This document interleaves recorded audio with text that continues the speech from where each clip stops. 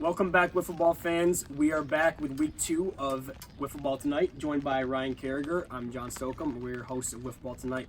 So, Rag, 2 weeks passed since the last episode. Why don't you take a look at the new updated standings in the Eastern Conference? Thank you, John. It's a pleasure to be back. We're going to take a look at the Eastern Conference standings. Right now, we've got the Shallow Creek Conquistadors at 6-2. They're leading the action there. This is a strong division, mind you. The Lion Kings and the Tuna Fish will follow after at 5-3, respectively. The Hooligans and the Big Dippers at the bottom of that division. Each team are 4-4. The Hooligans have the tiebreaker there. And what about the West? Yeah, the West, you're going to start off at the top with the Houston Hippos at 5-3.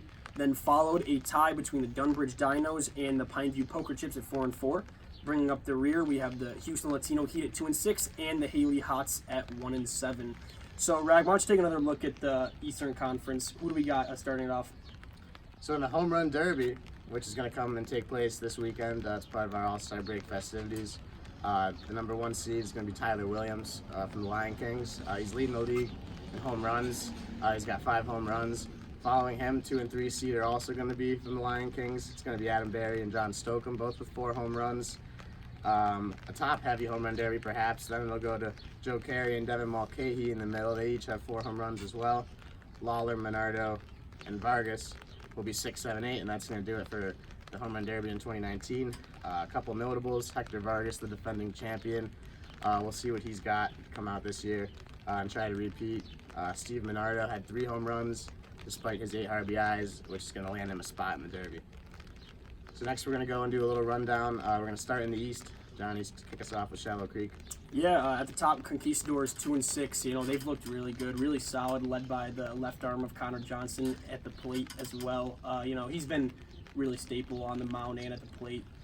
For me, they're just such a deep team. You know, they all contribute. Everybody hits. Everybody plays defense.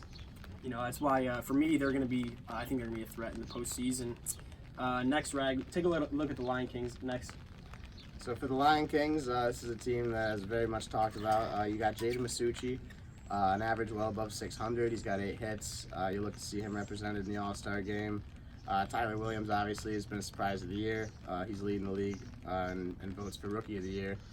Then you got Stocum and Barry. It's just a really solid core on this team. Each of those guys are hitting 400, then Barry's just under 400. Each also having good seasons in terms of power. Each with 4 home runs. We'll see them in the Derby. So next, that's going to bring us to the Time Tuna Fish. And the Time Tuna Fish are an interesting team. They're 5-3 as well. We've had some questions as far as how this team has been managed.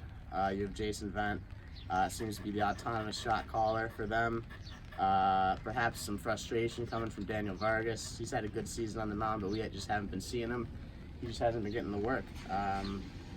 You'd like to touch on that, John? Yeah, for me, you know, it's been this roller coaster ride for all Tuna Fish fans. You know, Tuna Fish fans been really upset with the management and how the team has been playing. You know, Daniel Vargas and Jason Vent splitting time on the mound, not enough offensive production for me, and it's just, you know, if I'm a fan, I'm unhappy. You know, Jason Vent, I thought was going to come in and do a great job with this team. Lots of questions surrounding him, lots of internal frustration that, you know, has led this team. But despite all the problems, they're still coming into 5-3. So whatever they're doing must be working, you know. So that'll be it for the Tuna Fish. Next, we got the Hooligans coming in at 4-4. You know, for me, you got clear MVP candidate, my co-host Ryan Carragher, having a great year. Through the first perfect game in Wiffleball history last week, also coming in at a .550 batting average with home runs to spare. And Brandon Zakari, often called Buzz, coming in really hot bat lately, 2 home runs last week. You know, if he can keep this up, I think that the Hooligans will be a great team coming around postseason time. And bringing up the rear in the Eastern Conference with the Wildflower Big Dippers, 0-2 last week, tough week for them, brings them to 4-4 on the year. For me, you know, lots of pitching issues. You've had Candelaria on the mound at some points. Mason's been their go-to guy, but, you know, I don't know if these guys are given a chance to really find their stuff. Mason, Candelaria, big years at the plate, but Rag, what do you see from this team? I see some good things. I'll start with that. I see Mason, who's hitting .545. The big man's still raking. He's got 12 hits, which is going to lead all of Wiffleball. Candelaria, who's playing second fiddle right now. Draft pick by this team in his first year. He's hitting 400 plus. D'Amelio's hitting .364. He's a guy that's up and coming in his first year as well. Then the bad, there's just some questions you have up in the front office, and Tyler Coyne, the management's been shaky. They moved Steven Minardo earlier in the year. He's a guy that's now sitting 600 plus, about to go into the All-Star game It's a head scratcher. for his first appearance. And then you look at Joe Paul, who was a healthy scratch last week. This is a guy that used to own your team, and now he walks in the dugout and his name's not even in the lineup. I mean, I'd look for Tyler Coyne. I'd look for the fan base to start to outcry. Maybe he's going to have to move this team in the near future. So with that, we're going to move into the Western Conference, and we're going to start with the Houston Hippos. They're the first place team. Not really a surprise, I don't think, John, at this point in the season. You got Mulcahy, you got Slick Will Johnson. These are the guys you depend on year after year. I'll look to Antonio Vargas, who's having a little bit of a down year at 300. But nonetheless, they still find themselves in first place. And what else do you got, John? You touched on it a little bit. Antonio Vargas, reigning year MVP, hitting 300 this year, just not enough production. They've been 1-3 after a really hot start in their last 4. For me, their pitching coming into their first 4 games, they'd given up 1 total run, and now they're starting to fall apart on the mound. You look to Devin Mulcahy. For me, you really got to start to lock it down on the mound. I think he will. I think he's one of the premier players in this league, but you got to think, is everything all right in Houston Hippo land over there? I think they'll be fine. I've got them as one of my teams to make a deep postseason run, but, certainly some questions there. Coming in at second place in the West, you got the Dunbridge Dinos and the Poker Chips at 4-4. We're going to start with the Dinos. Dinos, decent team so far, coming in at 4-4, but for me, there's been a couple off the field issues. Guys like Andrew Millen, he's been missing games inexcusably. Not sure what's going on there. Rag, what do you see on the field? Look at the Dinos' second place team. My first concern is their pitching. They don't have a reliable starter on the mound that's going to pump his own for you week after week. Belo's just doing his best out there. Props to him. Other than that, a couple offensive highlights. You got Gecko on this team who's hitting 400. He's come around for them lately.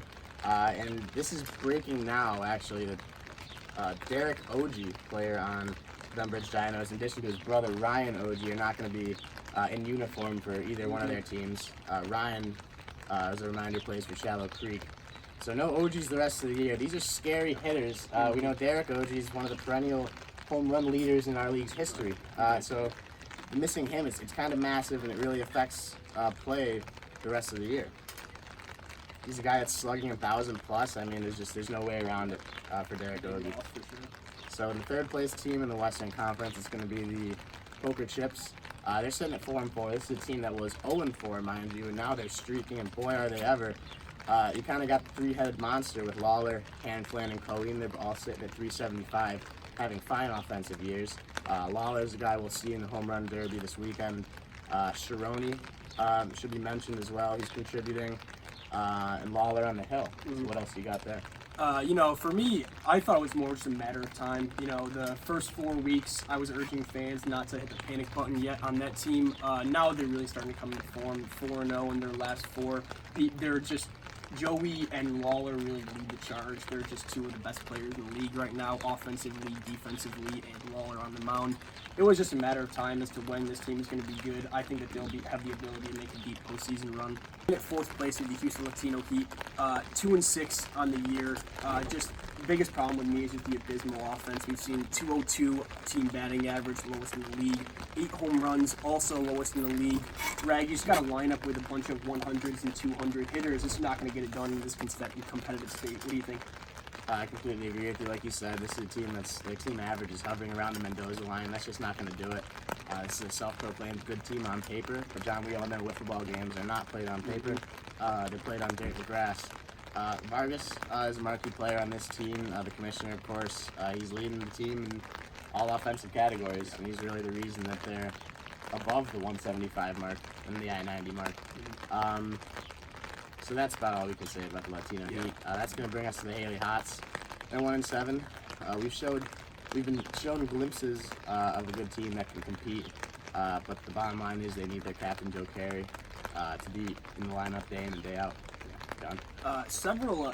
Joe's been on and off the field, a couple injuries. Last week we seen maybe some sort of shoulder injury, but he's still getting the job done. He's been really good, hitting 471, 4 home runs, 8 RBIs, but outside of them, we just don't see enough day in and day out. You get little shimmers of hope as a Hots fan, but not too much to look forward to.